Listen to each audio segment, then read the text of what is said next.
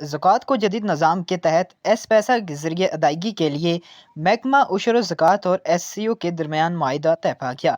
Sector head quarter Muzaffarabad में मुनक्किद होने वाली एक पुरवकार तकरीब में sector commander SCO Azad Kashmir colonel Mohammad Rashid Khan, chief administrator उशर ज़कात चौधरी अब्दुल रज़ाक और दिगर ने शिरकत की।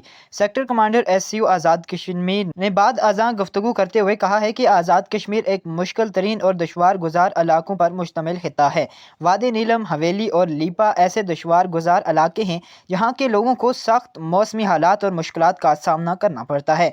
SCO इन इलाकों में टेली मवासलात की सर्विसेज कामयाबी के साथ फराहम कर रहा है और गुज़िश्ता अरसा में एस पैसा के जरिए बेनज़ीर इनकम सपोर्ट प्रोग्राम के अरबों रुपए कामयाबी से मुस्तहिकीन तक पहुँचा चुका है। हमारी कोशिश होगी कि एस पैसा के जरिए ज़कात फ़ंड को तरजीही बुनियादों पर गरीब, नादार और मुस्तहिक लोगों तक पहुँचाया जा सके।